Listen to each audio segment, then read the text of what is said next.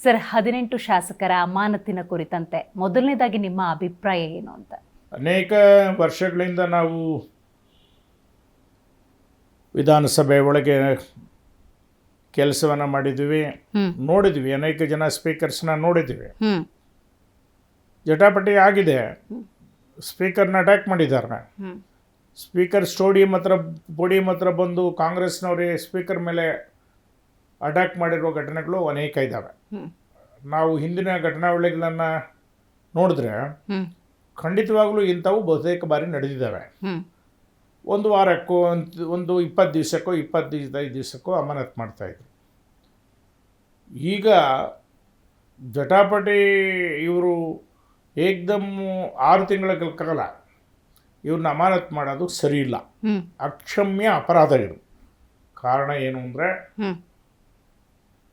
ಸುಮಾರು 2 ಕೋಟಿ ಜನ ಆ 18 ಕ್ಷೇತ್ರದಲ್ಲಿ ಇರುವಂಥ ಆಜುಬಾಜು ಇರುವಂಥ ಎಲ್ಲ ಜನರಿಗೆ ಅಲ್ಲಿ ತೊಂದರೆ ಆಗುತ್ತೆ. ಅಲ್ಲಿ ಬೇಕಾಗಿರುವಂಥ ಸವಲತ್ತುಗಳನ್ನು ಇವ್ರನ್ನ ಅಮಾನತಿನಿಟ್ಟ ಅಧಿಕಾರಿಗಳು ಅವ್ರ ಮಾತು ಕೇಳಲ್ಲ. ಅವ್ರ ಮಾತು ಕೇಳದೇ ಇದ್ದಾಗ ಅಲ್ಲಿ ಜನರಿಗೆ ಸಮಸ್ಯೆ ಆಗುತ್ತೆ. ಅಧಿಕಾರಿಗಳು ಅವ್ರ ಮನಸ್ಸ ಇಚ್ಛೆ ಕೆಲಸ ಮಾಡ್ತಾರೆ, ಪ್ರೋಗ್ರೆಸ್ ಆಗಲ್ಲ, ಕುಂಠಿತ ಆಗುತ್ತೆ.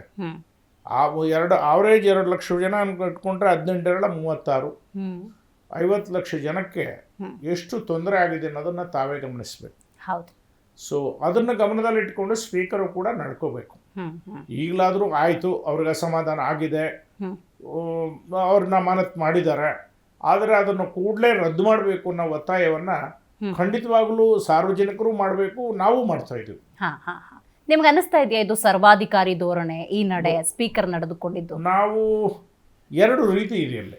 ಓಕೆ, ಅವರ ಅನುಭವದ ಕೊರತೆಯಿಂದ ಹಿಂಗೆ ಮಾಡಿದಾರಾ, ಇಲ್ಲ ನಮ್ಗೆ ಯಾರು ಕೇಳೋರಿಲ್ಲ ಅಂತ ಮಾಡಿದಾರ ಅನ್ನೋದು ಈಗ ಯೋಚನೆ ಮಾಡೋಂಥ ಸ್ಥಿತಿ. ಸಾರ್ವಜನಿಕರು ಕೂಡ ಇದ್ರ ಬಗ್ಗೆ ಯೋಚನೆ ಮಾಡ್ತಾರೆ.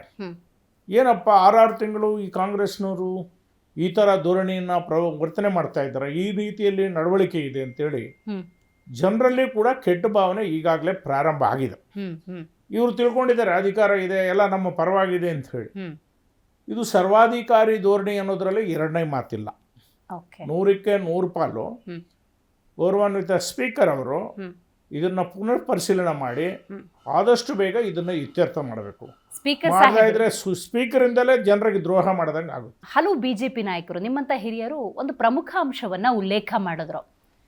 ಅಲ್ಲಿ ಶಾಸಕರು ವ್ಯತಿರಿಕ್ತವಾಗಿ ನಡೆದುಕೊಂಡ್ರ, ಶಾಸಕರ ವ್ಯಕ್ತಿತ್ವ, ಅವರ ನಡೆಯ ಬಗ್ಗೆ ಕ್ರಮ ತಗೋಬೇಕಾಗಿತ್ತು ಸ್ಪೀಕರ್. ಅದನ್ನ ಬಿಟ್ಟು ಕ್ಷೇತ್ರದ ಅಭಿವೃದ್ಧಿಯನ್ನ, ಕ್ಷೇತ್ರವನ್ನ 6 ತಿಂಗಳ ಕಾಲ ಗಮನ ಹರಿಸದ ರೀತಿ ಮಾಡಿದ್ರ ಬಗ್ಗೆ ಆಕ್ಷೇಪ ವ್ಯಕ್ತವಾಯಿತು.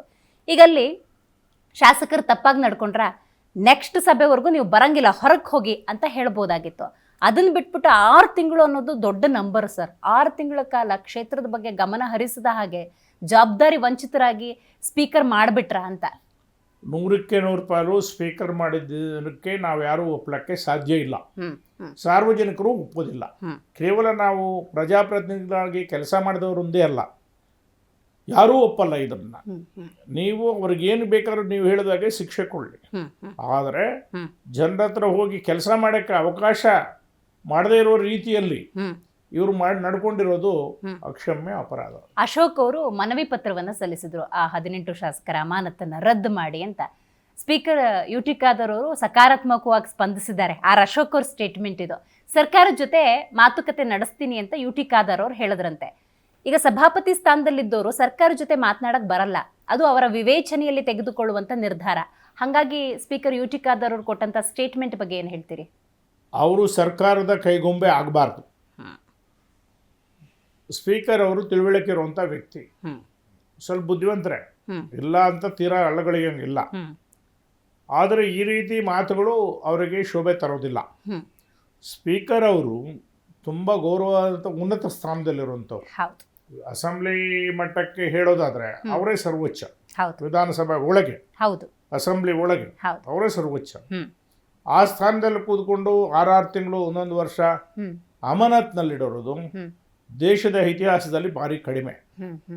6 ತಿಂಗಳು ಎಲ್ಲೂ ಮಾಡಲಿಲ್ಲ, ಎಲ್ಲೋ 1-2 ಕಡೆ ಆಗಿದ್ದಾವೆ ಘಟನೆಗಳು. ಆದರೆ ಆ ರೀತಿ ಮಟ್ಟಕ್ಕೆ ನಮ್ಮ ಶಾಸಕರು ನಡ್ಕೊಂಡೂ ಇಲ್ಲ. ನಮ್ಮ ಶಾಸಕರು ಅವರ ಇತಿಮಿತಿಯಲ್ಲಿ ಅನೇಕ ಬಾರಿ ಕೆಲವು ಕಾಗದ ಪತ್ರಗಳನ್ನು ಹರಿದಾಕಿದ್ದಾರೆ. ಅನೇಕ ಬಾರಿ ಸ್ಪೀಕರ್ ಪೋಡಿಯಂ ಹತ್ರ ಹೋಗಿದ್ದಾರೆ. ಒಡೆಯೋ ಮಟ್ಟಕ್ಕೆ ಹೋಗಿದ್ರು ಸ್ಪೀಕರ್ನ, ನಾನು ಸಾಕ್ಷಿ ಇದ್ದೇನೆ. ಆದರೆ ಆ ರೀತಿ ಅಷ್ಟು ಉತ್ತುಂಗಕ್ಕೆ ಈಗ ಆಗಲಿಲ್ಲ. ಆದರೂ ಕೂಡ ಇವರು ನಡ್ಕೊಂಡಿರೋ ರೀತಿ ಸಮಾಧಾನ ತರ್ತಾ ಇಲ್ಲ.